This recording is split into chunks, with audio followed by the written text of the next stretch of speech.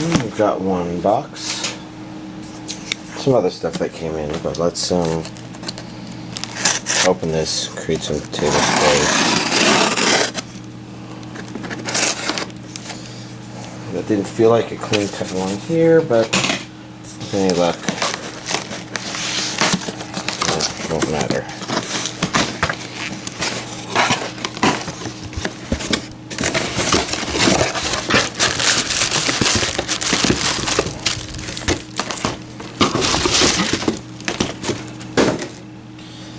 And I guess before we continue too much with that, we've got this pile of stuff here. So I got Splatoon 2, unsurprisingly, Inkling Boy and Inkling Girl Amiibos.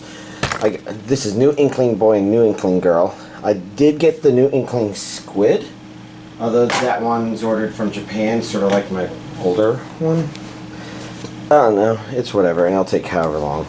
Then some non-anime stuff like Rocko's Modern Life, complete series, $20, why not? I know some Rinne and Stimpy. I don't think this is all of it, but maybe this was everything that was on the Nickelodeon run. I'll have to look into that a bit more. And we got some anime here, so let's just start going through this. First up we have And You Thought There Is Never a Girl Online, which is an interesting title. Onlinewaifu for Laifu. I see Region A, I see an English dub. This is a Funimation. This says the complete series, which sometimes means it's a complete season. There may be other seasons, but it looks like this isn't a multi-parter. And this is what the box on its own looks, because I guess this is some sort of limited edition something or the other. Oh, that's kind of nice. It looks like a mouse pad, unless it's supposed to be a plain pad.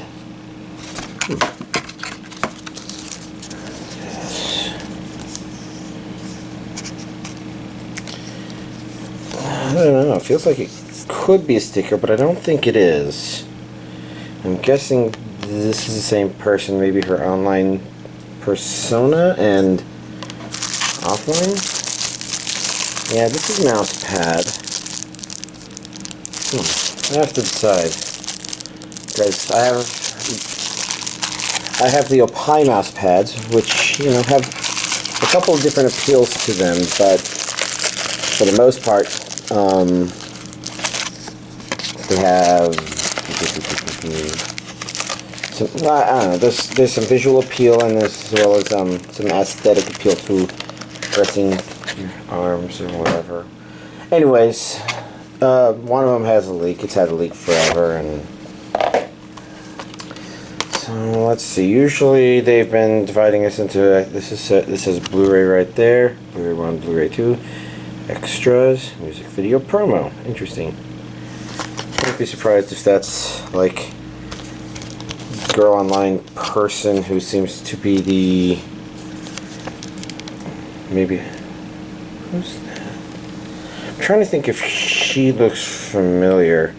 Could just be the blonde hair, red eyes stuff. Because nothing else about this series looks familiar. His character design looks familiar, but hers feels like a strange evolution of stuff out there. Maybe like hers. Strange may not be the right word. DVDs. I guess, is this some sort of, well, so it kind of looked potentially harem anime-ish, so it's looking very harem anime-ish.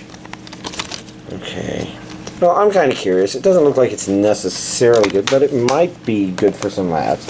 But it also has a high chance of falling in that category of intolerableness. So we got Rinne Season 2. So unlike Season 1, this has 25 episodes on 3 discs.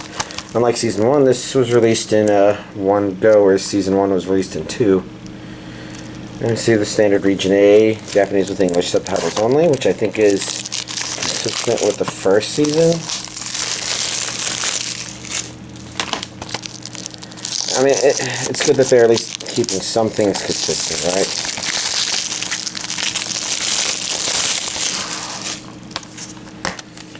So as we go in here, we got this 1, 2. I'm lining these up because I'm probably going to go through these all over again. This is such a Rumiko Takahashi thing where I can kind of feel these character designs. So Blu-ray has the same disc 1 art, disc 2 is the same, and disc 3 is the same. So in the DVD version, these two are unique. And I don't know, this character was feeling very Rumiko Takahashi to me because it kind of feels like, I don't know, like she wouldn't be a really standout character, I guess. I don't know. Next up we got Dragon Ball Super Part 1. And I'm actually pretty interested in this, mostly to see where they go with Dragon Ball, because with the movies they started going a less drag on per se and a more, let's bring in some more storytelling. Like they started that with especially movie 13, but yeah, the newer reboot movies are all about stuff, and got the impression that this and that stuff, I don't know, I'm curious to see if it's changed as a series, going back to more storytelling-ish roots. So 13 episodes on 2 DVDs. I don't see any information there. And then here we got Region A and the English dub, and Hecha in Mexico, and 2 discs. It looked like the 2 DVD discs. They definitely don't feel like them, because you know how sometimes Blu-rays, or most of the time Blu-rays, feel like they have a thicker layer of plastic.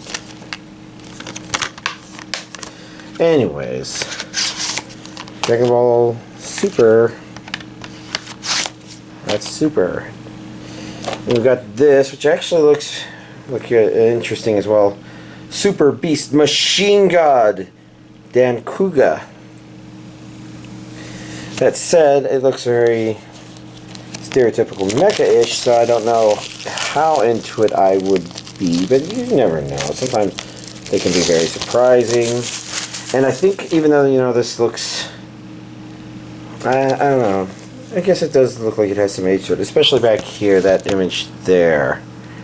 It looks 70s to 80s or something, which I think is about right. Oh, yeah, now these character designs look older as well. I guess, I was just thinking, what makes me think they look that way? I haven't objectively tried to describe it because, you know, when I think, oh yeah, you can kind of tell because of the size of the eyes. I guess it's really the shape of the eyes, isn't it? Sayonara Earth. Oh wow, that's a lot of discs. A couple of them loose. Oh, loose discs, shink lips. Something. I don't know. Bad attempt to make a weird pun. That's actually a pretty neat addition, and this should be sub only. Sub. Audio is Japanese. Okay. Next up, we have Volume 4 of Little Witch Academia, which came with this thing, of course, but we're only going to this. Were these always a little shiny? We got another booklet with, they look like some, I don't know, stuff. We got our disc. There's nothing behind it, right? Yeah, it's just scenery. Then in here we got some things, and these are the 2 cards that came with Volume 4. Can't read this Moonspeak at all, but that looks like a literal Moonspeak, doesn't it? But they're still very pretty cards, and it kind of means I have to keep collecting as a collector just because, you know, just to get all the cards. And then if the English version comes out ever, which I guess it doesn't tend to for Little Witch Academia, I don't know. Last but not least, we have Riding Bean. This is, of course, separate from this, and my guess is, because I wasn't paying 100% word-to-word attention to what was being said, but I do believe when we look in here, we'll find that the Blu-ray was printed with the wrong label, and this was what the wrong cover, and this is what the Blu-ray was supposed to look like. So you kind of see that's one big cover. Actually, is this only the Blu-ray, or is this a DVD and Blu-ray? It says Blu-ray. Although maybe they released DVD and Blu-ray versions. I'm not sure. We're gonna look in here. Just glancing very briefly through this. I think I saw a mix of Japanese and English. So, I notice this is latched shut like that.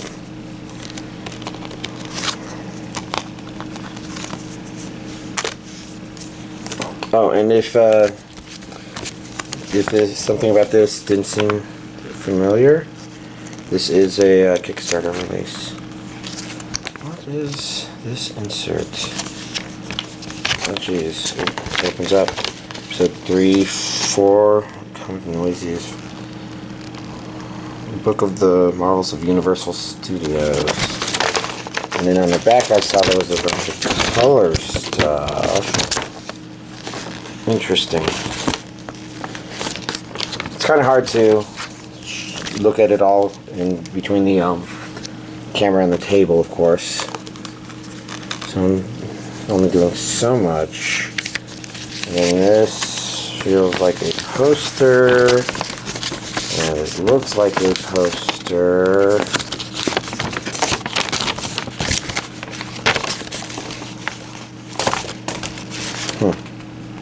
And I just knocked the disc off the table. This looks like the list of Kickstarter names.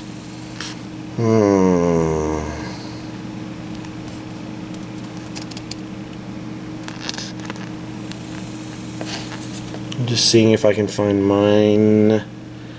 I don't know. It's a real wall, isn't it?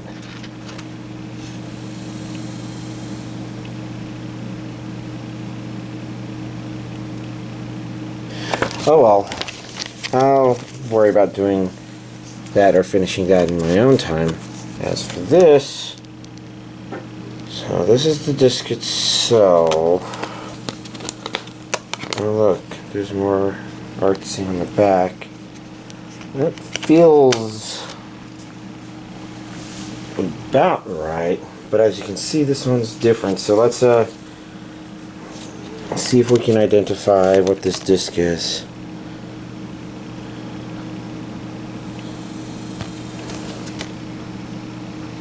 I'm not seeing any DVD or Blu-ray symbols on this. So what about on this? Oh, it actually says back here, due to the manufacture of the Blu-ray and your package was produced using the DVD disc art. We have included another Blu-ray with the correct art and a paper sleeve. Please swap the discs to correct your set and keep the extra Blu-ray as a backup. I do like to do that sort of thing. I have a small pile of weird manufacturing oddities, like copies of Dragon Ball Z or Dragon Ball Kai releases that weren't supposed to have the old audio, but did. Well, there we go. Apparently I remembered correctly, and this means now I have to put everything back in this box. Alright, I put that aside, and here's this week's anime DVD collection update. So, my watching has been very light, which maybe isn't too unexpected. Pretty much just some Magi in the Kingdom of Magic. Let's see, some of the reasons for that. Well, for starters, of course, there was one day where my brother came over and my weekend was kind of eaten up, partially split between Splatoon 2, which of course, as you can expect, I did a good amount. Not a huge amount, enough to get like 300 points in Salmon Run, reach rank 11 online. That's level 11, I guess, not ranked stuff. And to clear 3 of the, I think, 5 single-player worlds. You know, nothing too spectacular. But sometimes when your mom comes over and a friend comes over and another friend comes over and all that stuff, it slows down. So, I mean, I'm enjoying what I'm seeing here, and I kind of want to see more. I'm a little disappointed in the kind of... They're trying to do a really good job of making a certain character's point of view a little more morally gray, when our main characters could actually be bringing up some points that actually bring it completely into question. And I don't want to elaborate too much, because, you know, if you haven't seen it, I want you to be surprised by it. So that sort of stuff has made me it slowed me down a little bit, but otherwise playing games and stuff is what I've been mostly doing. I mean, like with my brother, I did catch up a little more on Steven Universe. You know, it's a good show. I think I got 6 episodes into season 2, what is officially called season 2. And you know, they'll just keep happening every other week or whatever. Hunger Games with one of my friends, which is an okay movie. Its direction seems a little weird near the beginning. Nothing unwatchable, but like it kind of was easy for it to slip away from my attention, I guess, because it didn't flow quite perfectly, but it wasn't bad. So overall it was interesting, and I guess I don't know what happens after that movie. I don't know, because I only read the Wikipedia synopsis for the first one, so movies 2, 3, and 4 should be an interesting surprise, I guess. I have a vague idea of overarching what is happening, but I guess, yeah, it's all good. I'll figure that all out. Yeah, outside of that, I guess I said I'm playing Splatoon 2. I haven't talked about it yet. I think it's fun. It's more Splatoon. One of the things I find really nice about it is the special powers are no longer so overpowered, I guess. It's like in the first one, the very first weapon you start with, its special power is a protective shield that just makes you completely immune to bullets, period. And you'd also get access to the Kraken and, you know, just the ink stripe, so you can get a huge blob of ink at one place on the map that you're nowhere near or something like that. And it feels like everything in this game is dialed down so that somebody being able to pop their special doesn't just completely change the role of battle, I guess, or the battlefield. Like, if one team got all their specials and bam, they're all completely immune and they kill the other team and then they get to continue inking, you know, it's a kind of wall that a player can set up. Whereas in this case, the specials are more a good way for a player to increase the resistance of other players coming to them, I guess. So, examples. I mean, this game's version of the ink strike doesn't ink anywhere near as much, but it does target people a little bit more, so it can catch inattentive players off guard. But it has the same weakness of the ink strike in that if there's anybody near you and they see you doing that, you're pretty much a sitting duck. But they add other things.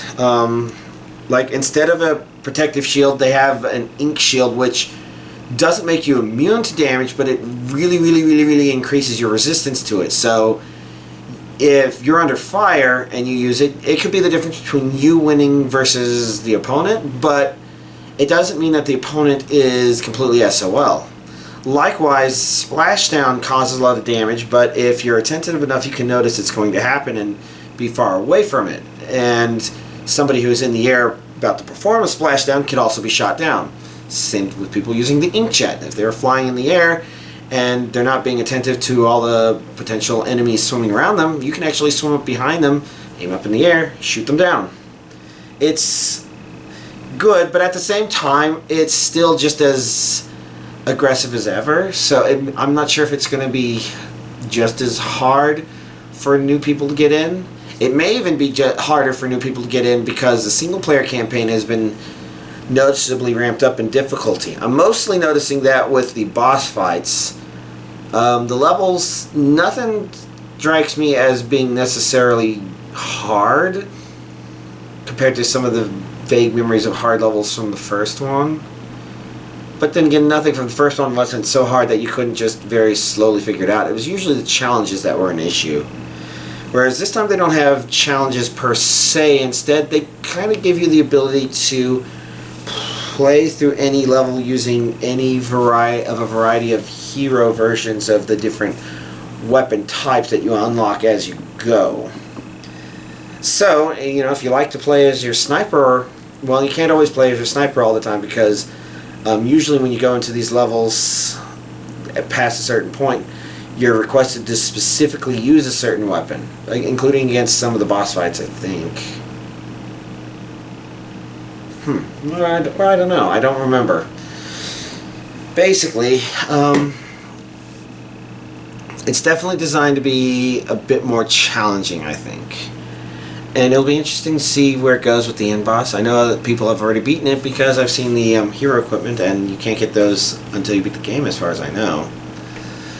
And that's what. So the Amiibos, they actually do a little bit more for you in this game than they did in the previous, I guess, because the previous game had the challenges, but this one has the challenges kind of there as a default. I suspect I have to complete all stages with given weapon in order for Sheldon to have enough combat data to be able to sell it in the single or in the multiplayer stuff. But you know, otherwise they give you the items that they give you, although I did run into a really weird thing before I went to bed where I got these arrived yesterday, so I got their first item, and normally they give you one item per day, but when I used the new Inkling Boy, he gave me both of the second items. I don't know if that has to do with the fact that it was fully leveled up. I had leveled up the headgear he gave away, and she didn't give me anything, which is weird, and I'm hoping that's not a bug. And you get the old Amiibo gear from the other Inklings. You know, it's interesting because it's just all been rebalanced in an interesting way. And then you also have access to additional stuff, like the salmon one is interesting. I'm trying to think if there's any real description comment to make about it other than I think it's crazy and horrible really fast. And I suspect that's based on whatever rank you are. So the fact that the last time I played I ranked up to... Oh, that's right. I think it was Go-Getter, which is just above... I don't remember. Anyways, it pretty much means that's how far I got in Salmon Run, and I bet that monsters are going to be even harder after that. Sometimes you just get really unlucky because... Oh, here comes both a sniper and a tank guy, and your guy with the long-range stuff disconnected, and so you can't get to the sniper tower to get him to stop fucking sniping because there's a big guy walking down the narrow path that you have to go through in order to get to him, and yeah, it was unfair. Anyways, I can't think of anything else to really talk about.